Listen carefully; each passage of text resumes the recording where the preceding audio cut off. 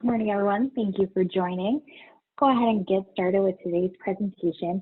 Just as a quick reminder, everything will be recorded and made available to you following today's presentation. If you have any questions, go ahead and submit them through the Q&A feature found at the bottom of your screen.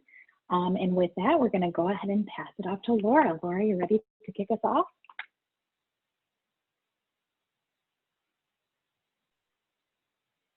Yes, I am ready to kick us off. As my Zoom fingers are not quite yet speedy, but I'm working on it through this COVID time, getting more and more familiar with this software. Thank you, everybody, for joining us. We have several very unique panelists with us today who are ready to talk about some of the issues that our construction industry participants have been working through as they are getting back to work after COVID. So although we're still dealing with COVID, many of our construction companies have returned back to the workspace and are kind of moving through what are, and I'm not a real big fan of this phrase, but the new normal. So along that lines, I'll introduce myself. I'm Laura Steenwick. I am a tax principal here at Raymond. And Patrick, if you wouldn't mind unmuting yourself and making an introduction. And also, please, Patrick, as you're introducing yourself, could you mention one of the hot spots that you are thinking about as an industry specialist? Good morning, everyone. This is Patrick Mondro from PNC Bank. I'm a commercial relationship manager. And obviously, the big thing that I'm dealing with is now the PPP. Now that we've taken all of the applications, funded our clients, now we're dealing with what's going to happen on the back end. So that's definitely the hot button. Thank you.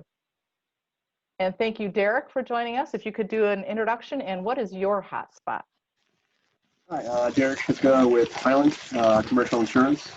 Right now, we are dealing with all things COVID, but right now, probably the biggest hot spot, ironically enough, is Michigan auto reform.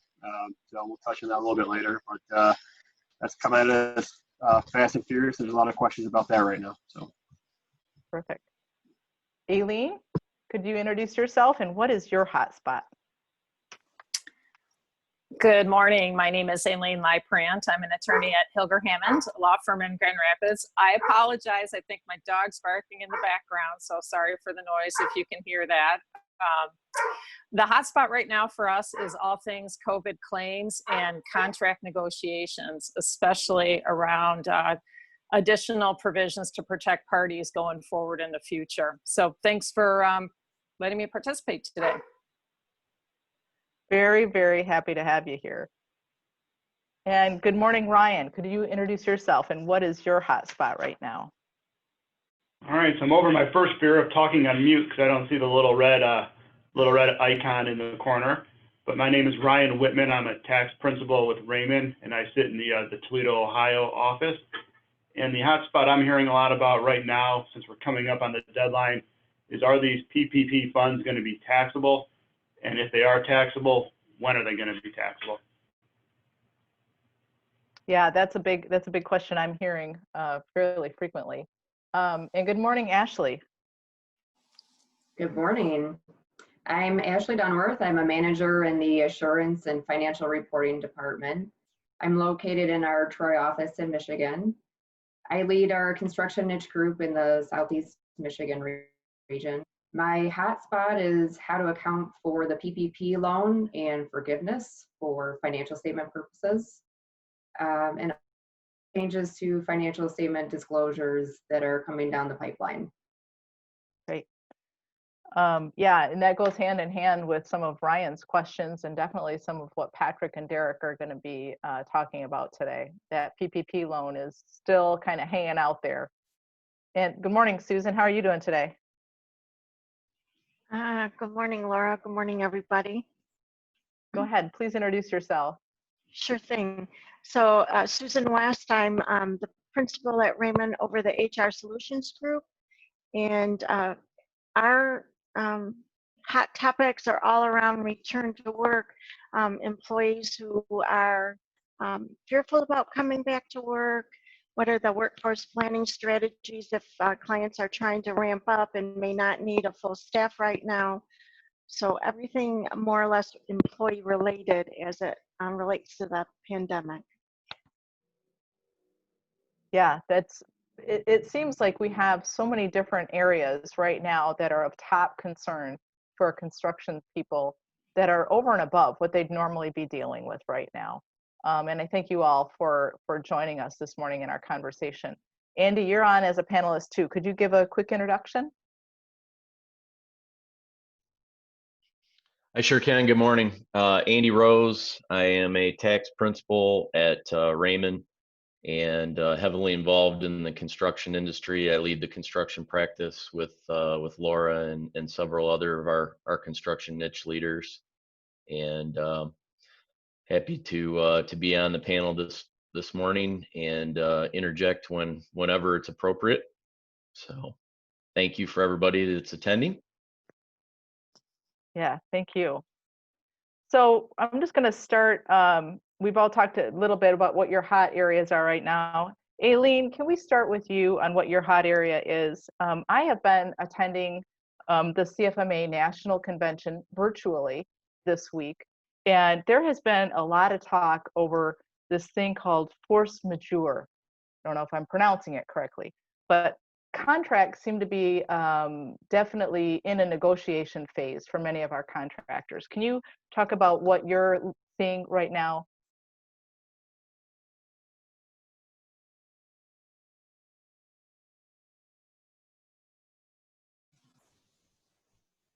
Okay, sorry, slow on the Zoom fingers there.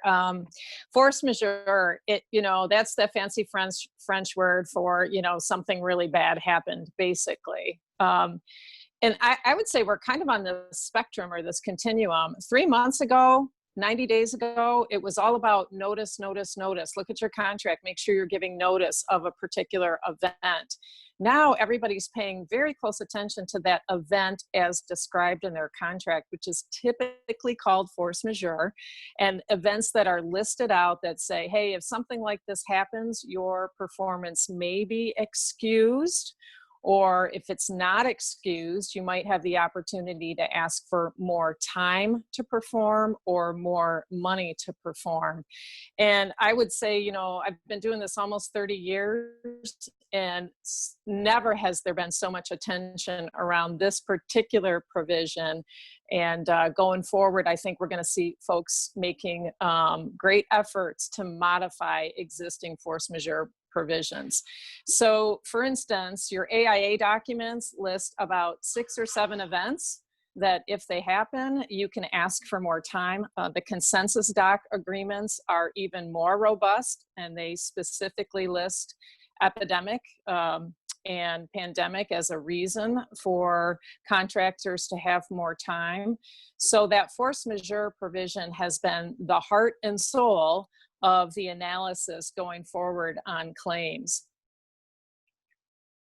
So what about, now Grand Rapids has definitely been a hot spot, not just for COVID and the pandemic, but also about riots. So recently in May, at the end of May, we had a very large event in downtown Grand Rapids that turned violent, a lot of property damage during that time. How are public public presentations like this or public gatherings, if they turn violent, and that stops a contractor from being able to perform, how does that, is that covered within that force majeure provision?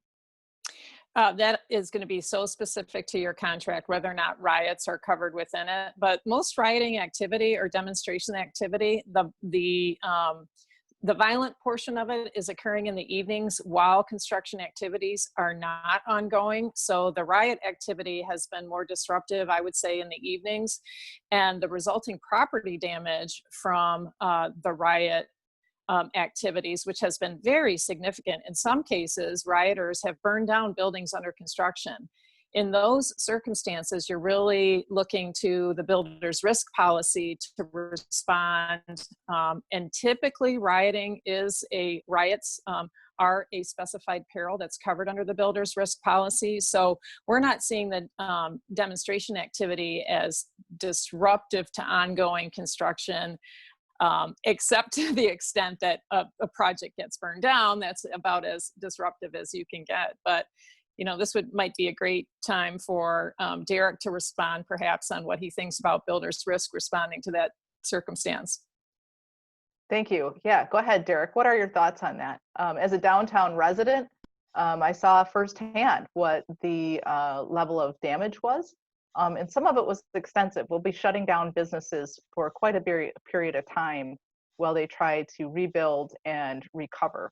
So not only did they have a problem, opening their doors again because of COVID, but now they're not able to open their doors because of the riot. Yeah, thanks for the question. But yes, civil disturbances are a covered peril. The question we faced a lot early on was if there was business income loss, which I'm sure we've all have been told, if not been told by our agent, that there's the virus itself is not a covered cause of loss. So not that we want to be talking about, riots and destruction, but, we were able to help some of our clients out in that arena because it's just, it is a covered cause of loss. So from that perspective, you're covered, and it's a matter of working with your agent to process the claim. So when you're talking about covered business income, some of them, there was a few businesses right in downtown Grand Rapids that had, kind of kept their doors open because they were an essential service. How do you identify the difference between loss of revenue from COVID versus loss of revenue from a riot event? Well, it comes down to a business income worksheet, and you have to follow on these claims. It's very intensive. There's a lot that goes into it, but it basically goes back to you got to determine where the what the peril was that caused the loss, and then from there you process out all right, we lost X amount of income from that date. And this is an oversimplification, and there's a worksheet that you work through, and then they'll have forensic accountants come in and work through that claim with you. So all goes back to the start of whatever that peril was that caused the loss of income. So that's kind of the breakdown of that. Okay. So I'm going to kind of step over into the banking area. Hey, Patrick, if you could unmute yourself for just a moment. Sure. You mentioned that your hot spot was the PPP loan application process, and now the forgiveness application process. What are you seeing in terms of changes in bank credit underwriting because of COVID and the PPP loans? I guess the practice of PNC looking more granularly at historical and projected cash flow, we are certainly asking our clients to submit projections. That's been more commonplace, and this just allows us to realize how COVID has affected them. The other thing is sometimes we get more qualitative COVID questions, or I should say answers for COVID questions that we have. Again, we're just trying to understand what they're dealing with, how it's affected them, on a go-forward basis, how it's going to affect them. Other than that, there's been no major changes, although we have seen loan structures tighten a little bit. Like, for example, it would be more commonplace to have credit facilities without personal guarantees. We're seeing that a lot more. So, and no big changes. We're just kind of maybe peeling back the onion a little more to find out what's been going on, just to understand our clients a little better. So word on the street is that banks are not lending to new customers, and they're not increasing credit lines for existing customers. Are you seeing that? We're actually still bringing in more new names this year versus last year. I don't know, it might be anecdotal, but it's good for us to see on this side.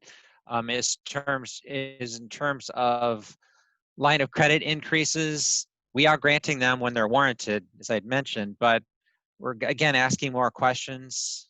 We just want to make sure that post-COVID, that when this is all over, that they're going to be operating at levels at least similarly to pre-COVID. So if somebody is not operating at levels pre-COVID, which is in our construction area, I've heard great things from a number of construction companies that this year will actually be pretty remarkable, all things considered. But can you give an example of some very pointed questions that our clients should be prepared for? Go into a little more depth with that, Laura, just so I can answer that So if you have a typical series of questions that you're asking somebody just in a general conversation, what questions are you adding to that list to help you determine whether or not an extension of additional credit may be warranted? Some companies may need additional credit because they're not back up to speed yet, and they're going to need additional financing to get there. So can you give an example of the specific type of things that when you're talking to a client, they should be ready to answer? We would ask probably, we would ask them more in terms of during the 2008, 2009, kind of when we had that problem there, how they adapted to it. Again, you know, what contingency plans do you have in place? It's just more looking at the numbers of historical this year versus last year. Again, we're going to look at projections through the end of this year, and the dialogues are going to be a lot more meaty than they would be probably 6 months ago. Just kind of looking at those financial numbers, looking at the projections, making sure our clients are thinking about those projections, not just filling out something and just sending it to us, saying, you put this, why did you do this? What's going on here? Just, again, it's asking more questions. I'm going to take that and go back to our insurance area here. What about in our insurance? Are we seeing changes in bonding because of COVID? Are we seeing any changes in surety underwriting because of COVID or because of bank positions? Yeah, I mean, right now it's kind of early on, and for both the insurance side of the house and then the surety side of the house, they really haven't seen a ton of claims come in yet, but they're going to come.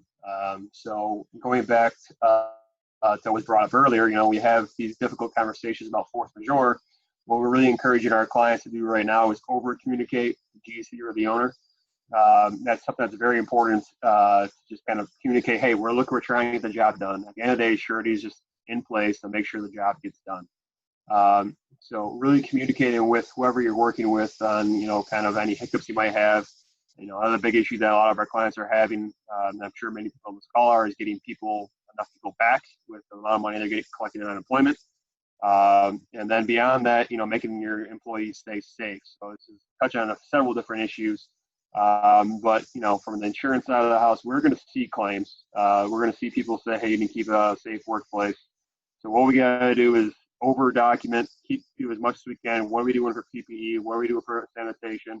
What are we doing to make sure that we're maintaining social distancing as far as postings and things of that nature? The surety marketplace is going to change. Nobody knows how many claims are going to come on the pipeline, but, you know, we were entering into kind of a changing marketplace before the last 3 months happened, and it's only going to continue. So having a conversation with the secondary surety, if you don't already have one, I highly recommend, because in 2008, we didn't think AIG was going to go bankrupt, and they did. So it's very important to really kind of consider your options, and, you know, it's a much more intimate relationship with your surety, and not saying move. To have somebody on deck and maybe 2 or 3 on deck is not a bad idea right now. So there's going to be a lot more becoming. I mean, the next 12 months, a lot of my clients, hey, we're fine. It's the 12 to 24 months that scares the heck out of them because nobody knows what's going to happen. So it's kind of a bunch of different things thrown in there, but happy to answer any other questions that might come out of that. So we mentioned that loss of business income isn't going to be covered under the insurance policy because of COVID pandemic, right? Correct. Right? So how do you perceive receipt of a PPP loan?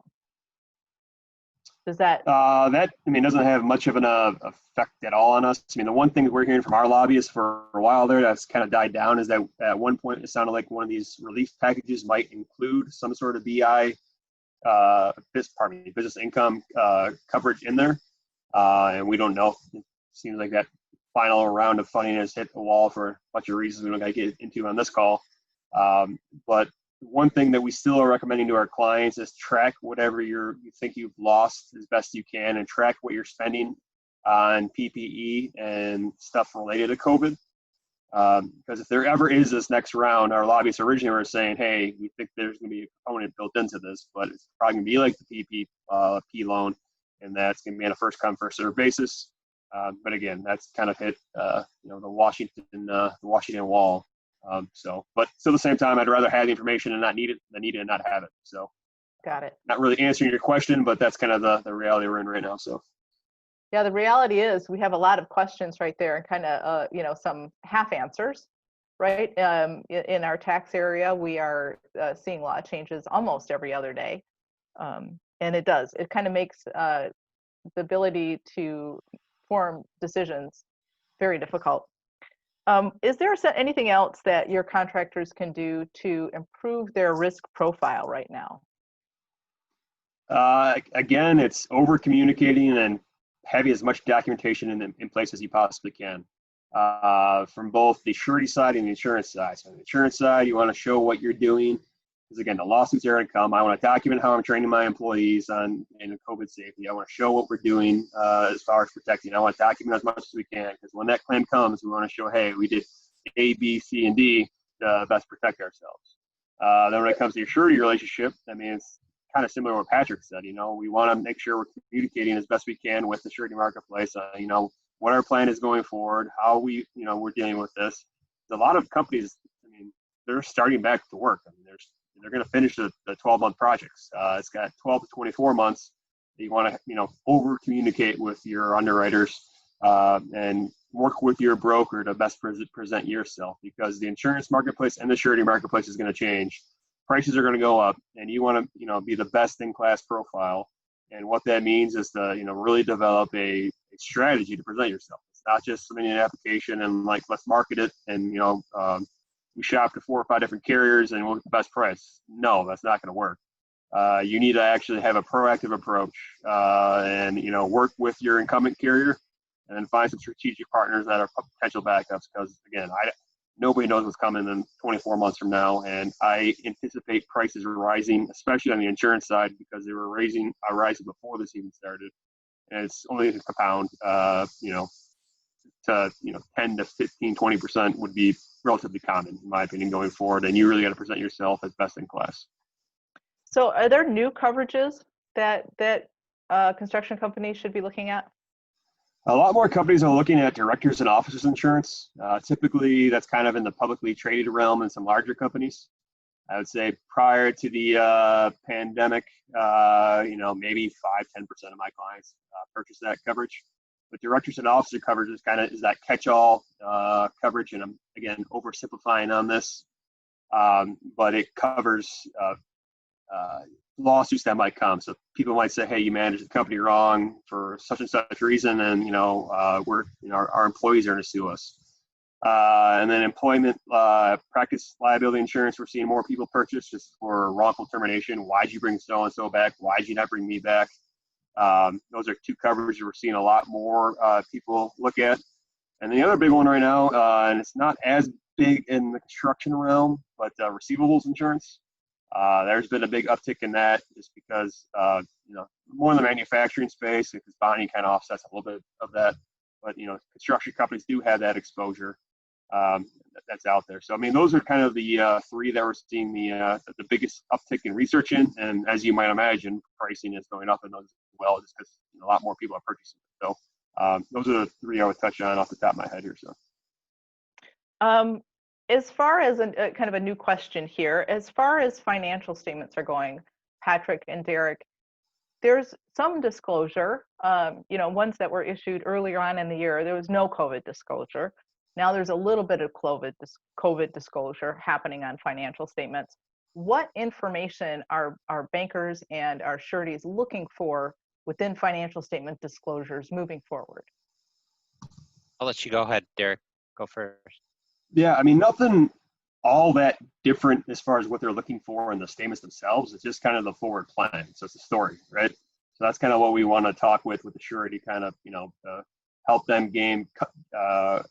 help them get a comfort level, because ultimately they want to make sure you can do the job, because that's what they're underwriting. So if we can give confidence on that forward-looking plan, that's what they're looking for. And that's not exactly in the statements, but ultimately that's what the comfort level we're trying to provide. I would echo Derek's sentiments, Laura, just looking for a lot of detail. I mean, there's nothing specific to COVID. I would think that would be reflected in the statements, but it's just incumbent upon the bank. Once we get those financial statements for 2020, we're going to be asking all the questions. But I don't see any major changes for what we're asking in terms of finances, or financial information, I should say. Yeah, and I would just add a little bit further to that. I mean, that I brought up a little bit earlier, that everybody's facing the, not everybody, some people are facing not having enough folks to come back to the job. I mean, touching on what you're doing to address that, make sure you have capable people. Because in 08, what happened is that, we didn't necessarily always have capable people doing the jobs, and that was a concern that caused the issue with the sureties. And that's what their main concern right now is. Again, we want to provide confidence that we get the job done, and that's the story we got to manage. So. Oh, Laura, I might add, in terms of contractors, we'd be paying a lot more attention to the WIP schedules, looking at these jobs that these contractors are taking on, making sure that they're sticking to their knitting.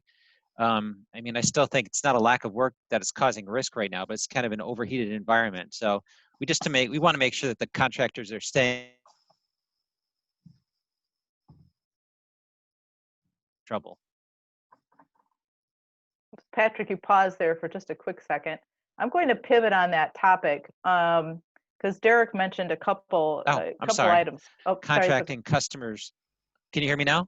Yep, go ahead. Okay, we want to make sure our contractor customers are staying in their lane, sticking to their knitting. So we do a lot of analysis on the WIP schedule just to make sure that they're staying within the jobs that they're comfortable with. They're not going out and getting something 10 times the size of what they usually get into, because usually that causes them problems. So on that discussion kind of opened up two areas that we haven't talked about yet. One is the financial statement presentation with Ashley, tax impact with Ryan, and then secondly, Susan, HR matters, going back to work, how employers are getting ready.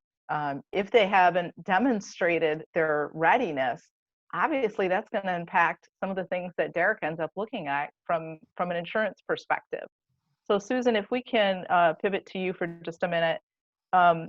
You had mentioned in some of the questions that I got ahead of time here, how are our employers addressing employees who don't want to return back to work? Yeah, so one of the things I've recommended all employers do is document each step they're taking with employees, whether or not they're putting them out on a temporary leave, make sure that there's a written communication. And now if we're making a request for them to return to work, also put that in writing. If an employee then decides or indicates that they're not going to return to work, that really warrants another discussion with them directly to understand why. Is it a case of being just fearful with no underlying medical reason? Or is it truly a reason that qualifies for a particular leave? And in that case, then they return to work and immediately go on leave, and the employer pays them. And there's documentation. We recommend forms and things that the employee and employer both talk through to provide the evidence, if you will, for those decisions. But it's if in true the employee has no valid reason, no underlying disability, no accommodation needed, then in that case, the employer indicates that the employee will not return to work and for a non-valid reason. And at this point in the state of Michigan, at least, you would just have that individual on an unpaid leave. At this point, there's an executive order that indicates that due to a COVID-related reason, you do not discharge. We recommend you be in communication with that employee. Part of the biggest thing, if people are fearful about coming back to work, is has the employer taken the steps to demonstrate what they've done to provide a very safe workplace. So what's the daily checklist? Where's the workplace coordinator, COVID-19 coordinator? How are they communicating, even in those return to work letters, the steps they're taking to provide a safe workplace? So the law itself, state of Michigan, has indicated some very clear practices they want employers to take, a response plan, the worksite coordinators, and checklists. So I think communicating that to those employees who have concerns, but once that's done and there's no, the employee is still saying, no, I'm not returning to work, that communication with them to say you're on an unpaid leave right now. This may impact either a medical benefit if you're eligible, or it could impact your unemployment benefit because we've asked you to return to work and now you're in essence refusing. So a lot of conversation, communication, really good documentation is going to both support employee or employer. So let's go back to that for just a minute, because a number of, you know, their construction companies going back to work, and they've been back to work for a little bit of time.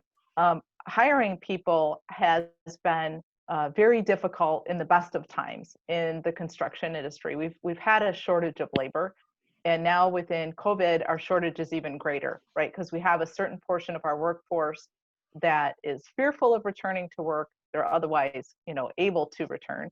But then we have another portion of our workforce that have family obligations and are not able to return to work because they have kids at home. Can you talk about when you said that, you know, returning to work needs to have a bigger conversation with your employee about the reasons why?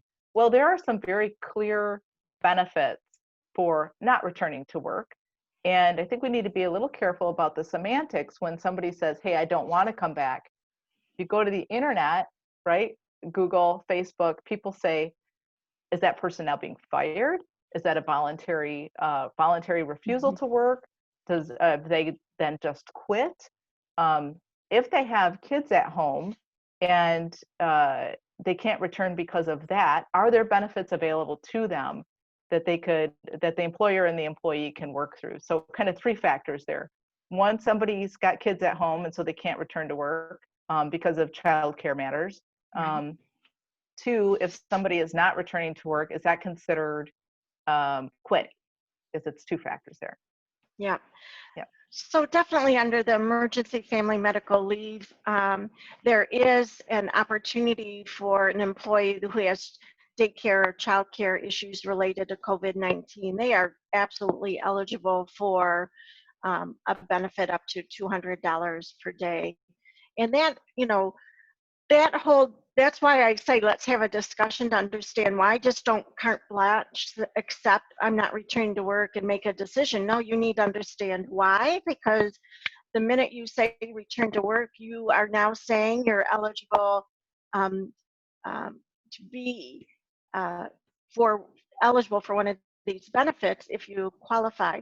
The default is in that particular scenario to honor that employee's request. There's some documentation we look for to understand what is the circumstance, but right now, obviously, we want to protect our employees as best we can. And so that's, again, why I don't just accept an employee that might check a box that says, no, I'm not returning to work. They truly are, may be eligible for a paid benefit under the Families First. Perfect. Thank you. There was a second question there, Lauren. Now I've forgotten it. I think you covered both of them, okay. Right? So the one is somebody who's fearful, doesn't want to come back to work. Is that considered, you know, you've deemed to have quit in this environment? And the second was the family. Yeah. So let's talk about that a bit. So if there's a situation where there's a policy that a company might have that says, you know, no call, no show, or we need to replace that position because we have a great need, you know, to fulfill that role, there's, at that point, I would say, if you're choosing to make a termination decision, then I say call Eileen. I mean, don't make that decision independent. Let's get some legal guidance. Let's make sure you're being consistent in your policies. There are many companies that truly cannot bring back team members because their revenue is down. And it's a business decision, not an employee-based specific decision. Those are different kinds of termination scenarios. But in both cases, definitely have a legal consult on that. Make sure you're protecting yourself and doing what's right by the employees. The number of employment law claims and complaints and lawsuits that are coming forward are all, many of them are around wrongful termination. And so, you know, we can employ our insurances as we said, but let's not. Let's just make sure we're doing what's right and what's fair and protecting ourselves with the right steps. So yeah, call Eileen.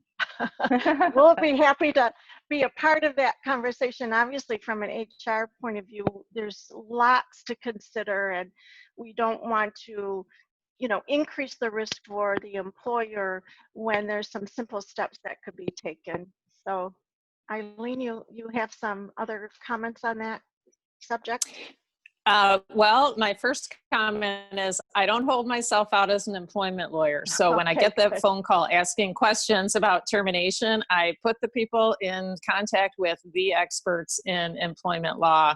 I would say, you know, just kind of piggybacking on though, what we're seeing in terms of some people not returning to work is one thing, but the other thing that we're seeing is people who have returned to work start back up at the job site, but then are post because of job site exposures.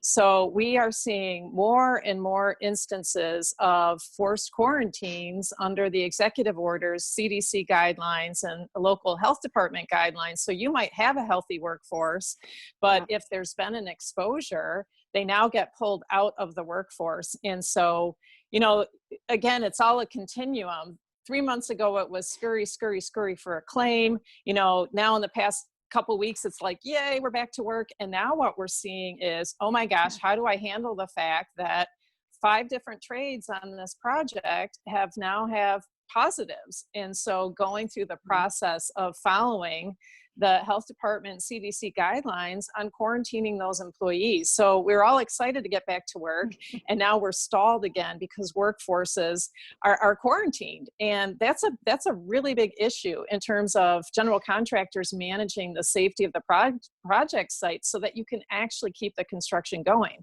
And so this circles all the way back to a claim scenario, because everybody thought about claims initially when the project was shut down. Well, we've got a new claim scenario now when your workforce is rendered incapable of performing because of exposures on the job site. And so that's a new opportunity, again, to go back to your contract language and see what it says. So if you've been working under a contract, kind of motoring along, never even thought about something like a pandemic, what type of contract language are you seeing as most common for new contracts that are being entered into? Well, obviously everybody is, if you don't have a force majeure provision, everybody's trying to get one, or at least draft one in. But what we're also seeing is the Associated General Contractors have come up with what they call a COVID rider. And it is 3 very long paragraphs that are very comprehensive that general contractors are presenting to owners to protect themselves on a go-forward basis if there's any other government shutdowns, if there's changes in work practices, if there's material shortages, labor shortages. So this COVID rider is very comprehensive. My question is, practically speaking, will an owner actually agree to it, or will there be more negotiation around this COVID rider? So if anybody's interested in getting a copy of that, I think Associated General Contractors may have that posted on their job site. It's a members only, so if anybody's interested, they can contact me and I'll send you a copy of it. But that's the draft framework, and lots of lawyers across the country participated in drafting it, and the jury's out, so to speak, on whether or not we'll get owners who are interested in actually signing it. So Derek, asking a follow-up question related to that. One, there's a question in the Q&A about underwriters, so we'll pose that a moment. But the second part of the question that as Aileen was talking, you know, if you have job site problems because of COVID exposure, is that a valid claim at that point? As far as the surety, or as far as as far as the surety. I mean, if we are not able to perform, because now somebody has brought the illness to the job site. How do we talk to our insurance company about that? Yeah, I mean, ultimately, again, it going back to, I mean, the job of the sureties to get the job done. So when those situations come up, we emphasize over communicating, as I mentioned a little bit earlier. I mean, if it comes to the point where a claim is filed, I mean, the sureties can get the job done.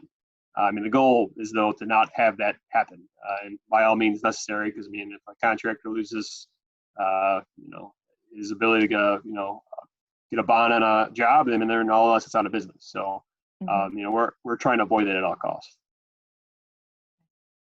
Laura, I also have a question related to this. I know there was new OSHA guidance where they're calling it the recordability test, where if there was a workplace exposure where they're asked to walk through, a list of steps to identify whether that exposure actually came from the work site or did the employee bring it from another location. And so I'd be curious if anybody on this panel has experience having to apply that and go gather that evidence as it relates to any claims that might have shown up.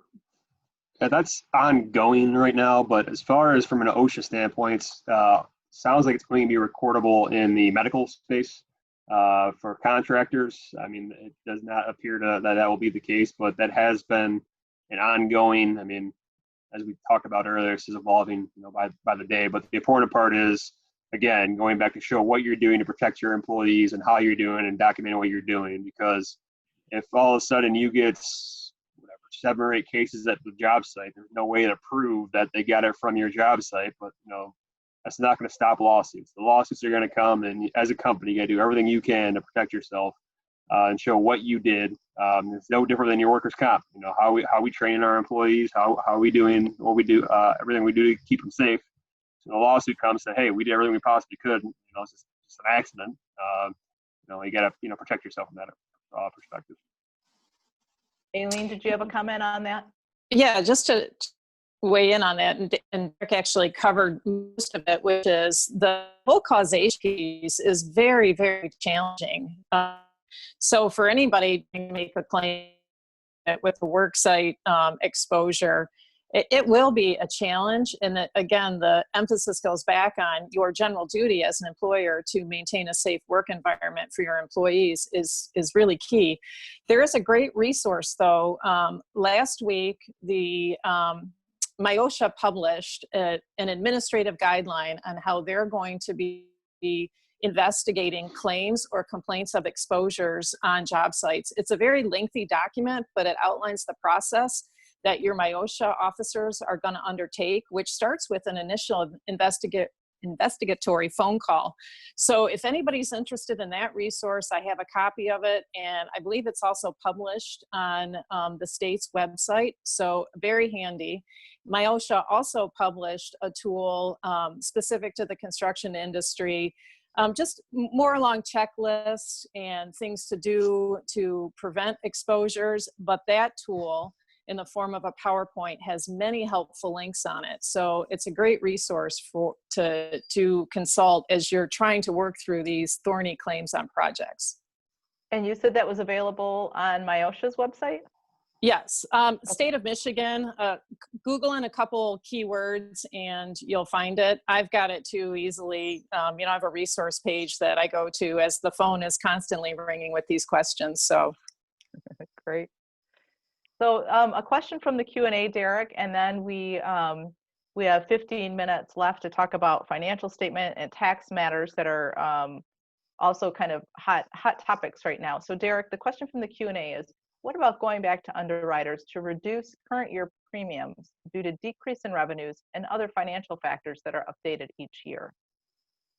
Yeah, that's been on a case-by-case, carrier-by-carrier basis. Early on, it almost was a flat no, and a lot of this goes back to the auto, because your work comp and your GL premiums, they're auditable, so they'll be trued up at year end. But we've been working with a lot of our clients to proactively say, okay, we lost 3 months salary. I'd rather have the money in my pocket now instead of waiting 12 months to get the audit back. The important thing to do is be proactive with your agent to get that done, and most carriers should do that. When it comes to the auto, we're seeing statements from governors of different states requiring companies to give back premium. A lot of it's kind of more personal than it is commercial. But you got to work with your agent to get it done. I would say probably a quarter of the carriers right now are giving credits just for your vehicles not being on the road. But again, that's on a case-by-case basis. And the main thing we're trying to do with our clients is free up cash as best we can, and using insurance as best we can. Another thing we're doing, this is a little bit off topic, but something to keep in mind with regards to surety. If you have any letter of credit obligations out there, oftentimes we are able to get a bond to take the place of that, which is usually a little bit cheaper, but ultimately frees up the cash, which we're most concerned about. So there's things to keep in mind. And again, it's working with your agent to get that done, because it is a fight sometimes to get the LOC to accept it, and then getting your money back for your auto has been taking up a lot of my time lately and a frustration. But you should be able to at least ask the question and go from there. Thank you, Derek. Ashley and Ryan, it would be remiss if we didn't talk about how these PPP loans and the current COVID environment is affecting our clients' financial statements. And top of mind for many of them is how is this going to be recorded in the financial statements, especially for fiscal year ends, where we haven't determined whether or not we're going to be eligible for forgiveness. So Ashley, can you cover that? I sure can. So I'm going to share my screen. I put together something recently. Let me know, Laura, if you can't see this over here. Yep, we got it. Okay, good. All right. Just trying to get your pictures out of the way. All right. So I threw this together based on information from the AICPA. There was a technical Q&A section that was sent out on June 10th. So very recent. And then there is a AICPA task force, that's the Center for Plain English Accounting. They've issued some guidance, as well as some of the other Big Four accounting firms. So I put this together based on all of that information. So the hot topic for GAAP purposes is it a loan or is it a grant? So because the legal form of the PPP loan is debt, it's always appropriate for an entity to account for it in accordance with ASC 470. So that would fall into the debt category. You'd use this whether or not you expect to repay the loan.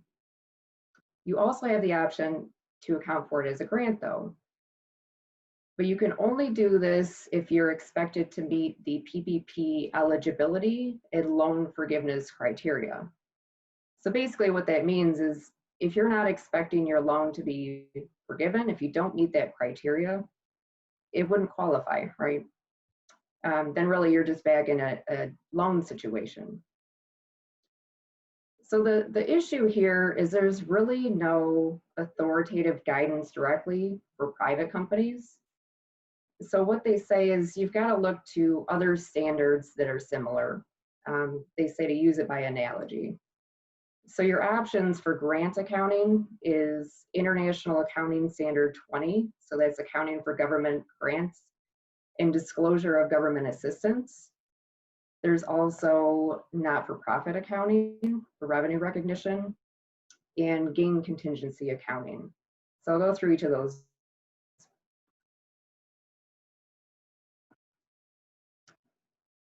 Go ahead. So for fiscal year ends where they haven't figured out whether or not they're going to be eligible for forgiveness, because either they haven't met the 8-week or the now new 24-week criteria, what's the recommended disclosure right now? So right now what you should see, if you've got a December or a January year end, potentially a February 2020 year end also. It's basically a year end that happened before COVID hit. These are events that COVID wasn't in place by the time your balance sheet happened. So by the time it was 12/31, January, or February. So it's a non-recognized subsequent event. So basically you're just telling the reader about something that's happened after your balance sheet date, but before you issued the financial statements. So what you would expect to see is disclosures about the economic risks and uncertainties of that environment. So basically what's happening there. It's something that's out of your control. You kind of talk about what management's response is, how it's impacted you, if you're able to quantify that or not. Certainly you would see a subsequent event disclosure. So basically this happened after year end. Here's the details about it. If you received a PPP loan, we'd recommend disclosing that because that's one of the positives to say, hey, there's this pandemic, but here's the steps that I've taken to counteract that. I've secured additional financing, and maybe you've laid people off, whatever the situation is. Those are at the bare minimum of what you should see if you're looking at December, January, or February year ends financial statements. And then as a June 30 financial statement, you would probably see that recorded as debt because you haven't decided yet whether or not that loan has met forgiveness standards.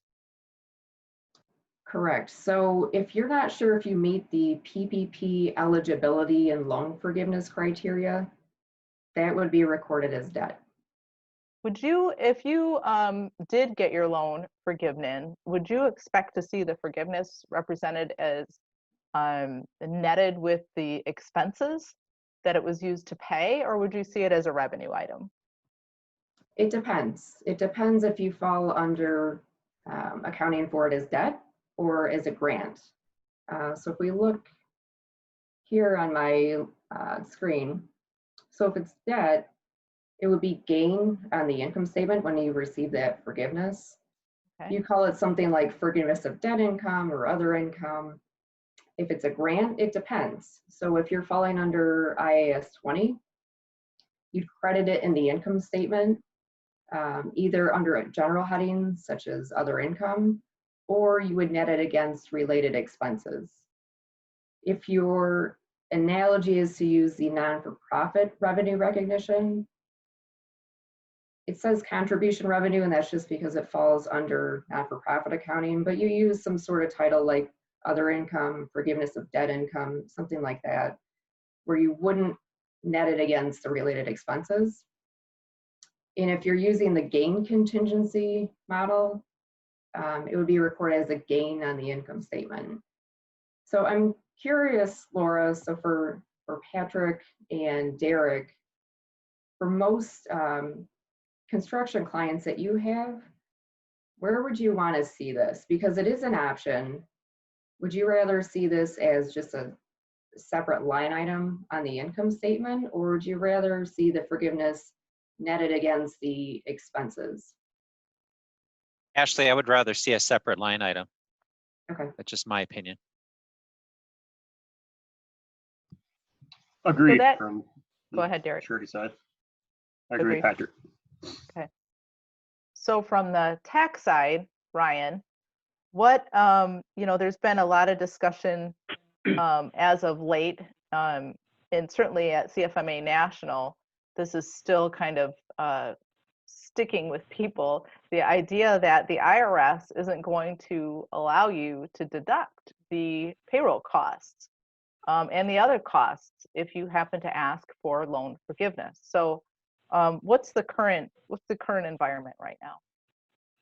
Okay, so when the PPP laws first came out, it was written right into it that the cancellation of the debt or the forgiveness would not be taxable income. So everybody was celebrating, and I heard the term free money used more than once on the topic.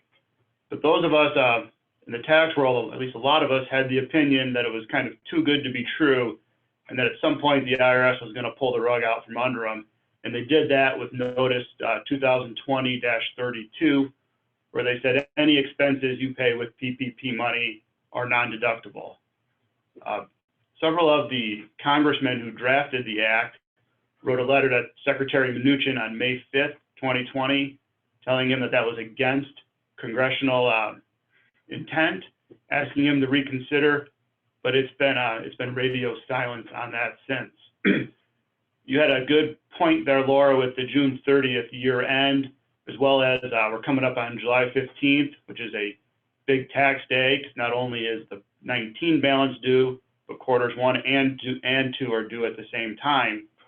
So the big question now is, if you're paying expenses in June with the PPP money, and you're going to apply for forgiveness in, let's say, September, do you recognize those as non-deductible expenses in June when you're paying them, or in September when the actual forgiveness happens? And unfortunately, there's no guidance on that yet. And it becomes even more complicated when you're talking about calendar years, and you're talking about the forgiveness period being spread out, and you're looking at maybe not getting forgiveness until 21. And then there's a whole nother issue with people who got more than $2 million in loans and are going to be subject to the automatic audit, and how quickly is that going to happen? So we've got a lot of questions on when this is going to be taxable. There's still the possibility that there's some sort of action taken to more align with the congressional intent, but we're almost 2 months from that letter with no action. So I'm certainly not counting on that, but we've got our eyes on it. One theory I have heard that Ashley hit on from the financial standpoint is perhaps, and again, this is just a theory or a thought, but perhaps the IRS will follow the grant accounting rules where you recognize it in revenue when it's virtually certain. So perhaps they're going to have people making decisions about whether the forgiveness is virtually certain or nearly certain, and disallow the expenses at that time. But as it sits now, the expenses are non-deductible, and that's how we've generally been planning quarters 1 and 2 with clients. And we've got our eyes on it, and we'll adapt as necessary if there's additional guidance released. Okay, we have just a couple minutes left here, and I had a couple email questions that came through. So we might end up running just a few minutes over. So if you have time, please continue on listening to this Zoom broadcast. So we'll cover these questions here. What are the best practices around quarantine after domestic travel by an employee? Are employers subjecting employees returning from vacation to a quarantine period? Susan, that might be your question. So one of the things recommended is the daily screening in the construction industry. So that would be a time when the employee would indicate that they traveled or not.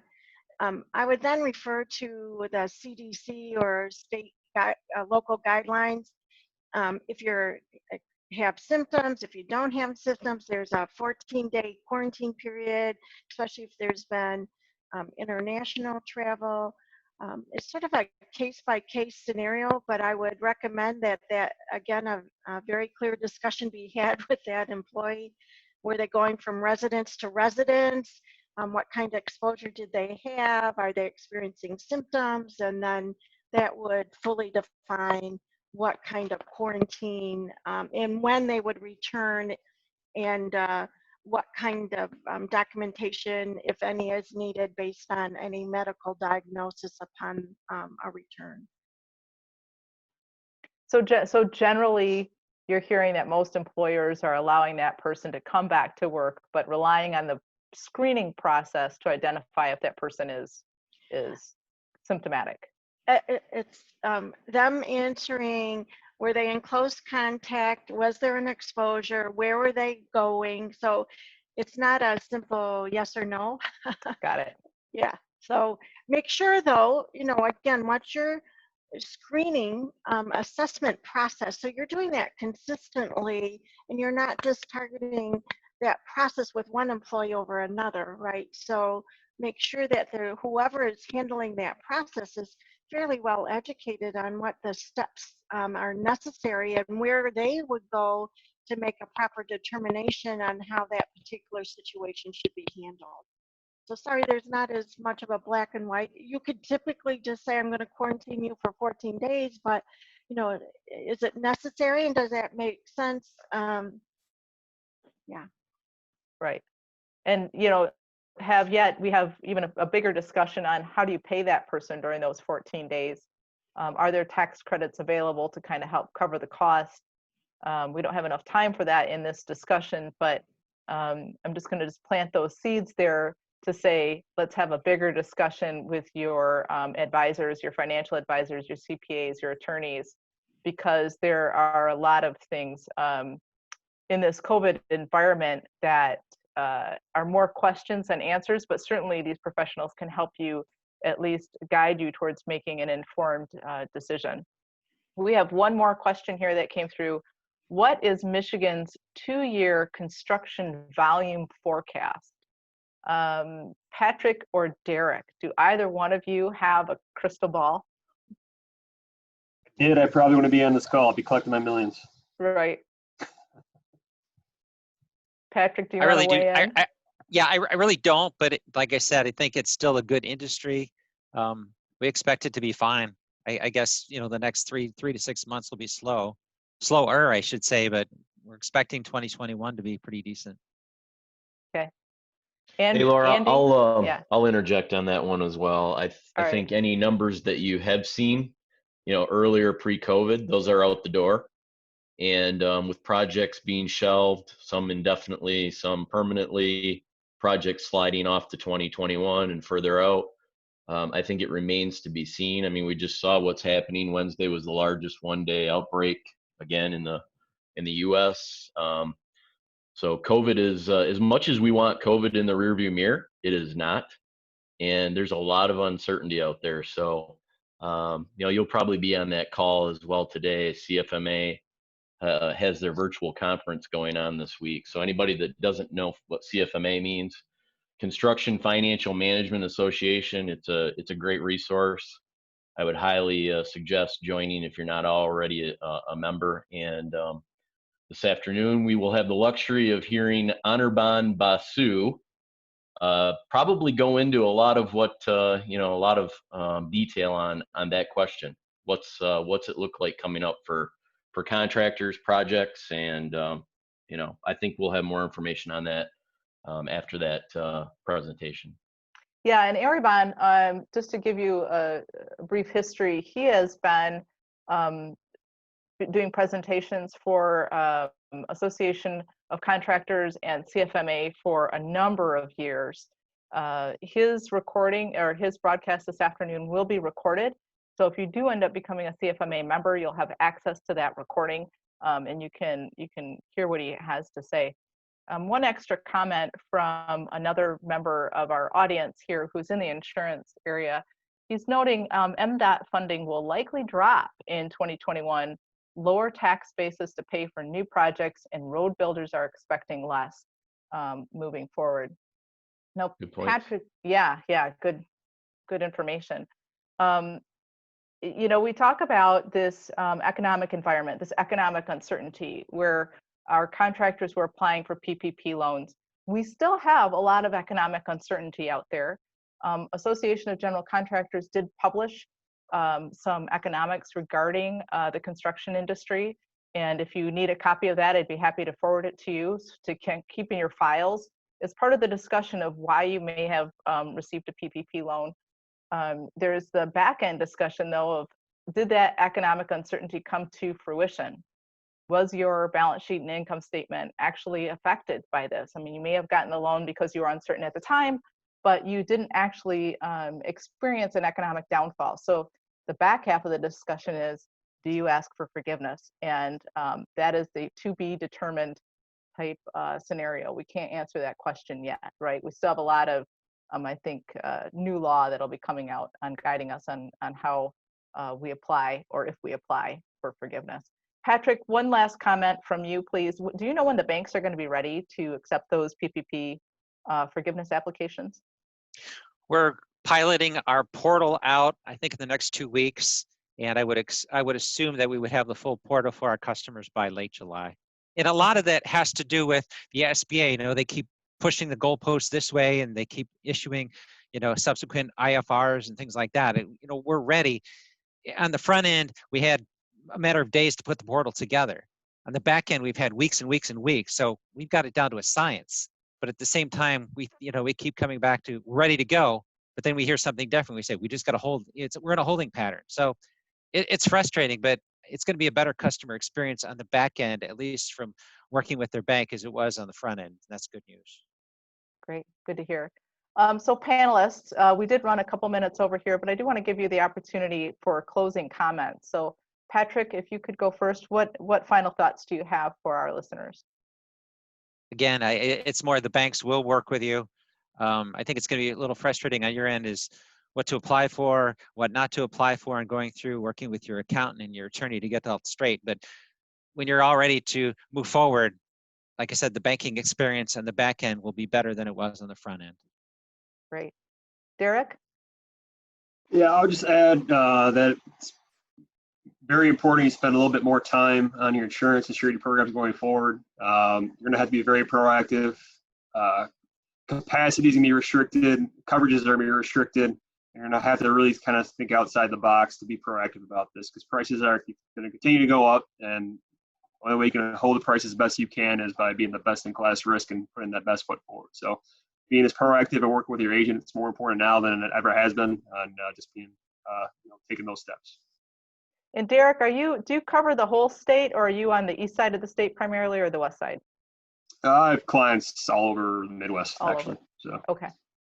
And Ryan, do you have any closing comments, especially coming out of Ohio? Totally. Not just Ohio specific, but I would urge everyone to analyze when the appropriate time to apply for forgiveness is. Just because you have the additional time doesn't mean you should necessarily take it. If you're in a position where you can have all of it forgiven or a good majority of it forgiven, you might want to consider applying sooner rather than later, just in case there's another law change where they move the goalpost yet again, or if your employee count is where you're at a good ratio on the forgiveness, because who knows what's coming in the future and where your employees may be. Aileen, do you have any final comments? Well, I sure do. I heard several of the panelists talk about document this, document that. And I would say moving forward, it's a really good idea if you don't have them to create new cost codes for impacts around COVID, for impacts around worker productivity, for impacts around safety related issues. Because at the end of the day, if you have to push upstream to try to get some more compensation for how you're being impacted, those cost codes and segregating those costs are going to be really important to establishing the foundation of any claim. Terrific. And Susan, what could we expect from an HR? What would be your closing comment? Yeah, I would say make sure you have your plans and policies in place, that they're well communicated and your managers are trained. I think second of all, make sure you're having those very clear conversations with your employees about what's available to them in terms of their leave rights and the documentation piece, so that we know if somebody is out, the reason why they're out, and if there's a medical diagnosis, you're taking every step to give that employee their rights under any leave laws. The whole idea here is that we protect the employees and provide a safe workplace. And Ashley, some final closing comments from our financial statements, because certainly this is definitely making our financial statements a little bit scary right now. Sure. So I would just add, no matter what level of assurance your CPA provides to you, whether it's an audit, a review, or a compilation, you can expect to see changes in your financial statements. So I want to thank changes in the disclosures themselves and potentially the report. And I'll give one final comment here. If there's any time to understand the importance of an advisory bench, COVID has definitely brought that to light, right? So big business often is in a position to have a good bench. Small businesses are starting to understand why it's so important to develop these relationships. And you may not have needed them last year, but coming into this year, it's really, really important to just kind of get the conversation started. If you don't already have your bench developed, you have a good selection of professionals here who have provided their insight and their knowledge.